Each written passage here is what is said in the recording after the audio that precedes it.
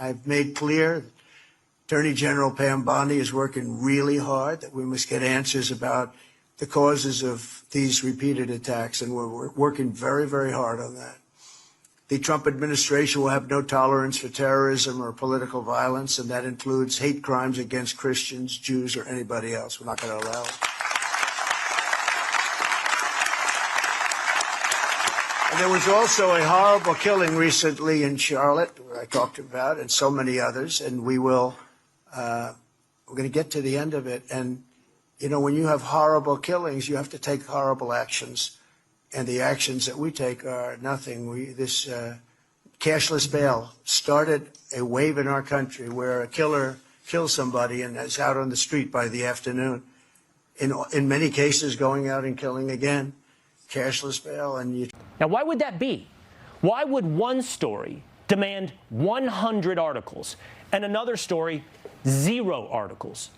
And it's because the media is more interested in the all capitals story, the narrative, than the facts or the truth. Take a look at the difference here. I want to show you the actual truth when it comes to crime. The story is about race. Race. Take a look at the black on white crimes, 385,000 in 2023. The white on black crimes, just under 118,000. You see the comparative numerical difference. But now, here's what the media actually does. They did what our camera operator just began to do a moment ago. I'm going to step out of the way. I'm going to show you literally what the media does with the camera. They zoom in on this number. This number, devoid of context.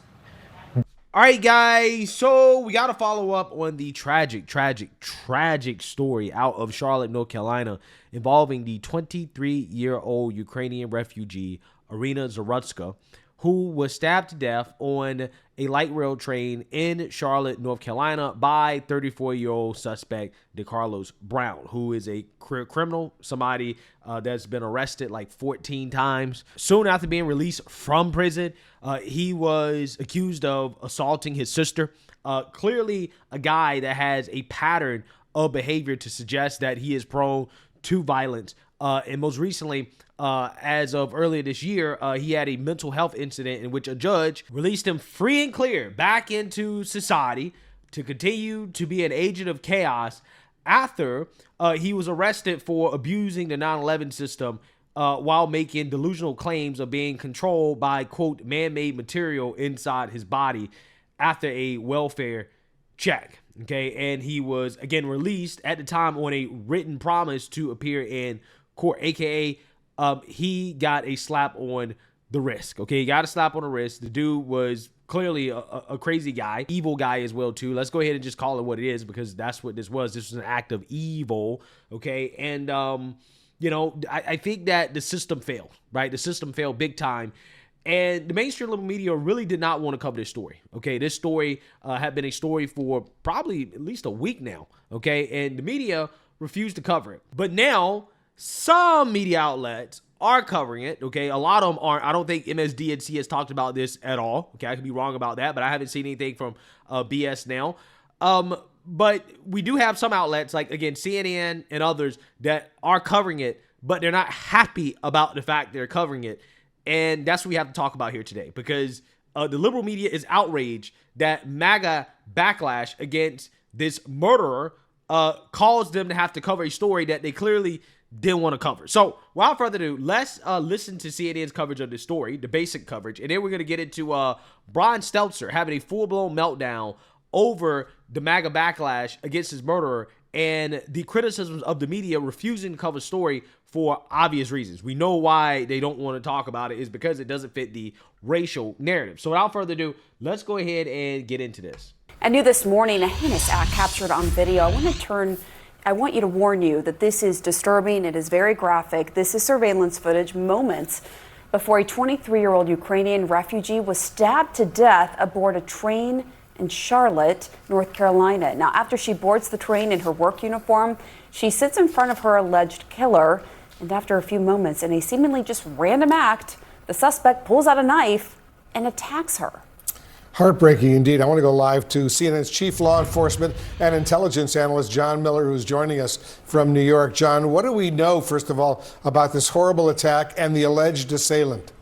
Well, this happened back on August 22nd. The assailant, who's charged with murder in this case, is Decarlos Brown, 34 years old. He's got 14 arrests in the Charlotte-Mecklenburg area. He just finished a 6-year stint for an armed gunpoint robbery and got out of jail a couple of years ago. And what we're trying to learn is more about what his encounters with law enforcement on the street have been since the time he was released from prison up until this incident. The attack, as you know, John, has set off a political firestorm about crime in Democratic-led cities across the United States. How is this playing out? Well, if you look at Charlotte, their crime is actually taking a dramatic turn in the right direction.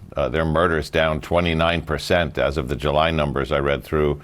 Aggravated assault, which would capture stabbings, shootings, and other assaults, is down 25%. So you look at Charlotte, and like many of these cities that are telling this story, their violent crime is trending in the right direction. Their property crime, burglaries, car theft, you see slight increases in, but they have a very dynamic police department there that has a combination of assertive policing, precision policing, directed patrols, but also community policing involving youth outreach for juvenile delinquency and other things. So this is not one of those cities that is asleep at the switch on crime. What this is a terribly tragic, dramatic, terrible event captured on video, which is being magnified to send a certain message.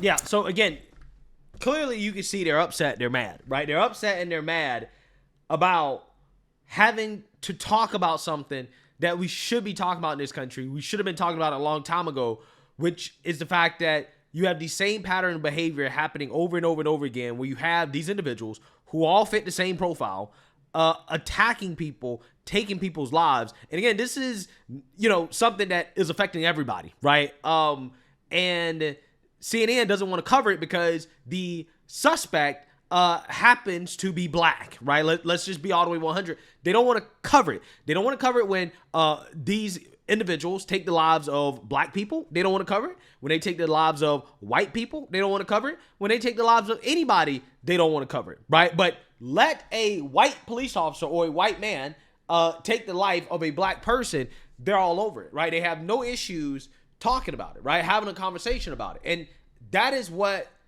is frustrating people. That is where the outrage is coming from, okay? As somebody who actually lived in Charlotte, I was a resident of Charlotte. I live right down the street, literally walking distance from that train stop, okay? I can tell you, people don't feel safe riding that light rail, okay? People don't. This is why I stopped riding. I avoided riding the light rail for that very reason. And when I do go back to Charlotte, people are not saying that things have gotten better. People are saying that things have gotten worse. They don't feel safe. In fact, there's a gas station in Charlotte that's in South End that, at 1, 2 a.m. at night, you used to be able to go and get fried chicken. And, I was asking somebody about it, and they were like, no, there was like a couple shootings. Somebody got murdered there just the other day at that gas station. And, stuff like that. Like, they're saying you can't even go to the gas station that you used to go to late at night to get fried chicken. You can't even do that in South End because it's that dangerous. And again, South End is not the hood. South End is a gentrified neighborhood of young professionals, right? Bars, breweries, like it's a very nice area. I mean, people are saying that, hey, they don't feel safe. And again, CNN is trying their best to push back against how people actually feel. An attack that's left some residents shocked. Obviously, you get your few people here and there that may cause some type of concern. Like yesterday, I did get followed actually on the train, but I think that's unfortunately, that's normal for women. And others not so surprised. Well, I don't feel safe riding public transportation, but I gotta go to work and I gotta get from point A to point B. Brown did not have a valid ticket to ride the night of the incident. He's now charged with murder. Mayor Lyles issued a statement following the video's release, calling it senseless and tragic. and extending prayers to the victim's family. Katz says is now increasing patrols on the Blue Line and reviewing safety policies. In Charlotte, Anna King, WCNC Charlotte. Yeah, so again, as somebody who has lived in that neighborhood, who has used that light rail multiple times, yeah, I can tell you that not enforcing tickets, right, making sure that people actually pay for their ticket before they ride it, again, has been a disaster for Charlotte, right? And that's the reason why this even happened, okay? Outside the fact that we have these woke judges who are just letting lunatics out on the street. But outside of that, again, had they actually been enforcing the tickets, the dude would not have been allowed on, right? So it's stuff like that. It's policies like that that people are looking at and they're saying, okay, there's a lot of things that went wrong here, okay? And, you know, the crazy part about this is that, again, you have the media who is just starting to cover this story, right? And they're basically telling you how much they don't want to cover it, how much they don't want to talk about it, while at the same time upset over the backlash that is happening from MAGA, because again, they don't want to talk about it. In fact, Brian Stelter on CNN cried racism over the MAGA backlash against this murderer. Take a look. This actually happened last month. It only gained national news attention here in the past couple of days. Why is that? Right, most murders in the U.S. never become national news. This one's garnered attention for a couple of reasons. Number one, first and foremost, the recent release of that gruesome video. Second, the energy from pro-Trump activists. They picked up on this video from local news and ran with it. It's a little bit like the times when civil rights groups have raised attention about police-involved shootings. In this case, it is Trump-aligned influencers who are posting up a storm about this case on social media. Really, over the weekend, Elon Musk, Charlie Kirk, other Trump-aligned figures succeeded in making this senseless death a symbol of big city crime. We heard President Trump asked about it yesterday when he was heading home from New York City. He didn't seem to know much about it. He said he would get briefed, and then today Trump did know all about it. That's exactly what has happened here. This story has trickled up from local news to social media and now to the president's attention, and it's being used, as you said, Brianna, as a political symbol, with MAGA media calling for more forceful punishments and more incarceration. I have to say, some of the replies to Musk, some of the comments around this story are baldly racist, stoking fear of African Americans because this man attacked a white woman. The open racism on sites like X today, it's eye-popping. But there are also legitimate questions about this so-called career criminal, someone who had been a repeat offender. And those questions, I hope they're not lost amid all of the cesspool kind of comments on social media. Yeah, so you seen that, you heard that. Okay, that is CNN dropping it to the floor, right? That's what they're doing. They're dropping it to the floor, showing the world how low they can go. Okay, how low can CNN go? Should be a song, okay? Because CNN just seems to go lower and lower and lower. Just when you thought that, again, it couldn't get any lower for CNN, here we have Brian Stelter upset and mad because people are upset and mad about a woman who was a Ukrainian refugee being murdered. I mean, she literally escaped Ukraine to avoid being killed, just to come to the United States of America, a place that she thought she had a better life, okay? She was working a job, she was living her life, okay? And to have her life taken by some evil lunatic, right? CNN is mad because people are outraged about this, as if this isn't something that people should be outraged over. I mean, let's be real. If people can be outraged over George Floyd, then why can't people be outraged over this? I don't understand. This was way more tragic than what happened with George Floyd. Again, this woman was a refugee. I can't say that about George Floyd, okay? George Floyd, arguably, is only a victim of the circumstances that he put himself in, okay? This woman, again, she was not doing anything wrong. She was not committing any crimes. She was living her life. And she got her life taken from her. And CNN is upset and they're mad because people are clearly pointing out the same patterns that everybody is seeing around the country, that the liberal media refuses to talk about. But again, we already know if the races were reversed, or if that was a police officer that killed a black person, they had no issues talking about it. They would have no issues with people playing it up, right? Has CNN ever come out and debunked the narrative that white police officers are killing black men indiscriminately, right? Have they ever debunked that? Have they ever came out and said, you know, The amount of unarmed black men that are actually being shot and killed in this country by police is minuscule, especially, again, compared to the amount of overall interactions that police have with the population or black people. There are actually more white people who are shot and killed by police, unarmed white people shot and killed by police every single year. Have they ever come out and tried to debunk that? Have they ever come out and told Black Lives Matter and these black liberal activists and these white progressives that your outrage is unfounded, that weaponizing George Floyd to commit acts of violence and chaos is wrong? Have they ever said that? No, they never said that, right? They never said that. They went along with it. In fact, if you didn't go along with it, you was a racist, right? This is what CNN did.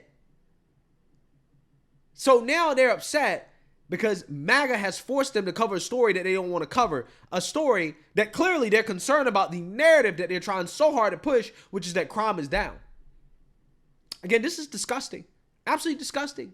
So disgusting that Greg Gutfeld responded directly to Brian Stelter in his little rant concerned about the quote-unquote racism and the backlash against this murder. Take a look. You know what's worse than her murder? According to Brian Stelter, it's posting on social media. That's where he concentrated his concern, his antipathy, and then he says, but it's okay to question it as long as you're Brian Stelter, a fat white guy who should be fired again at CNN. He is one of the reasons why these crimes happen, because anytime you dare question crime, it's jerks, scumbags like him that call you a racist. I'm tired also of the term mental illness being used as a cover for criminality. When a thug targets a woman, that is not insane. He knows she's weaker. When he comes from behind with a knife, that's not insane. He minimizes her ability to inflict harm on him. When the thug flees, that's sane because he knows if he stays, he'll be arrested. So what would be insane would be if he were to face off against a man without a weapon, somebody like a Tyrus. That would be insane. You'd go, okay, that's crazy. But almost all of these people that do this stuff, they go after women. That is not insane. That's self-preservation. This is not insanity. It's an evil mind. And it's an evil mind that is somehow excused in a culture that weaponizes victim status. In this case, mental illness. And what is it about a society that contributes to this? And I say this based on my own personal evidence of being on city streets every single day in New York, that when a homeless person is shouting at people, he's not shouting, I really made a mess of my life. Boy, I really screwed up. No. His aggression is purely blaming other things and other people. He blames the world, he blames people, he blames you. So we're living in a progressive ideological nightmare where the worst in society is empowered by a sense of victimhood. So when this happens, they will still get people like Brian Stelter that says, oh, be careful of the racism, or other people saying, you know what? We really need to be concerned about our services to the mentally ill. Yeah, so I think that Greg Gutfeld is spot on in the sense that, yes, Brian Stelter should definitely be fired again, okay? What he just spewed on their airwaves in response to the backlash against this murder is a fireable offense, right? It really is, okay? So it just shows you how much of a joke our media has become.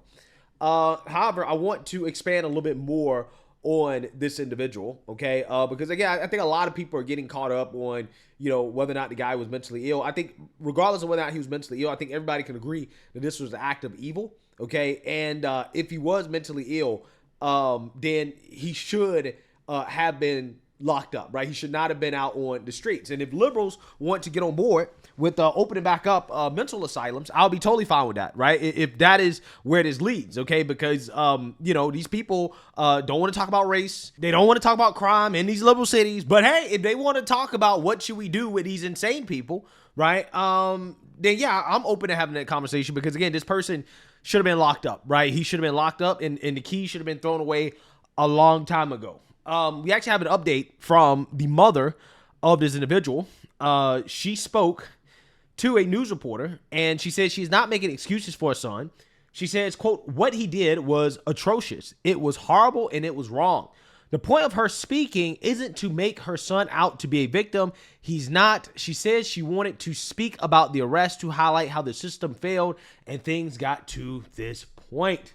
With Brown not yet appearing before a judge and police largely quiet about the details of what happened, Brown's mom provides more context on how things escalated to this point where Iryna Zarutska was randomly stabbed to death on the light rail. As I previously reported, Brown served more than 5 years on an armed robbery charge. When Brown was released from prison, Brown's mom says, quote, he started saying weird things.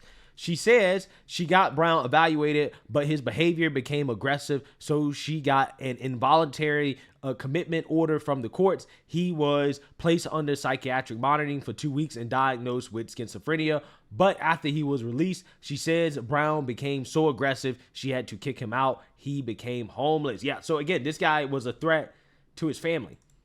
And they had him monitored for 2 weeks. Say, hey, this guy's a schizophrenic. And then let him go. Let him go. Let him go. Again, this is crazy. In January, Brown was arrested for misusing the 9/11 system. Police say he called from the hospital and claimed someone gave him, quote, man-made material that control when he ate, walked, and talked. Despite his criminal past and homelessness, Magistrate Teresa Stokes allowed him to be released from jail on a written promise to appear in court last month on this charge. His public defender questioned Brown's mental capacity. Judge Roy Wiggins ordered a forensic evaluation. The forensic evaluation was already done. He already had been diagnosed with schizophrenia.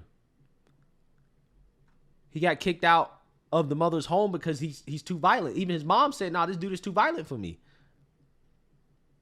He already had served time in prison for a violent felony. But again, for whatever reason, nobody said, hey, you know, maybe, just maybe, this person shouldn't be out on the streets. Maybe, just maybe, this person should be in some type of mental institution at this point. Okay? Instead of homelessness on the street. Again, homelessness should be damn near illegal in this country. I don't understand why homelessness is even allowed.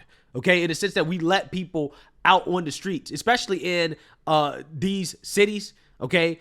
These public areas. Okay? Why are we allowing this? Why? Shouldn't be allowed. You should never see it. You should never see it. In court, Brown's mom says the court should have never let her son be out in the community knowing he had mental health issues and previous arrests.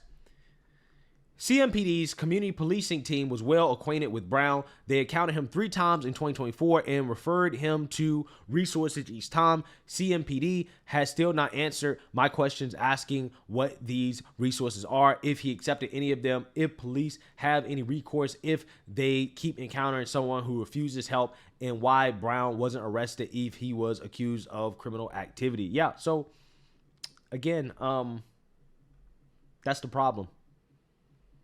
That's the problem. So many chances to stop this. So many chances. And it happened anyways because ultimately this is how our system works, right? This is what we allow. We allow this as a society. If a country like El Salvador can go from being one of the most dangerous countries in the world, period, when you talk about murders per capita, to one of the safest countries in the world when you talk about murders per capita. Why can't we clean up the United States of America? Why can't we do that here in our country? Why can't we do that in these liberal cities? I don't understand. I don't get it.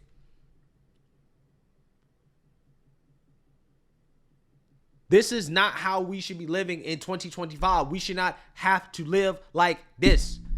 We're supposed to be living in the future.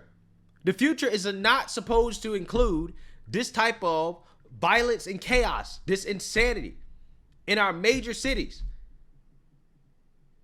We're not progressing, right? This is what progressives call progressivism, this type of stuff, allowing mentally ill people out on the streets. Well, it's mean to force them to be at a mental house, right? It's mean to do that. You can't do that. That's inhumane. It's a violation of their human rights. Empathy is the downfall of our society. Empathy is the reason why we continue to allow this, okay?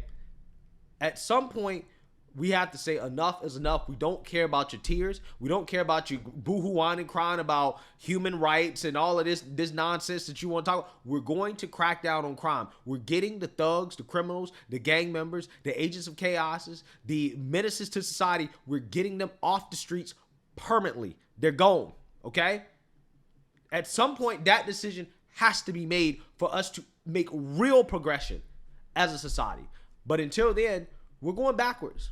We're going backwards. So let me know what you guys think. Make sure you like, comment, and subscribe. Most importantly, share a Black conservative perspective. Peace.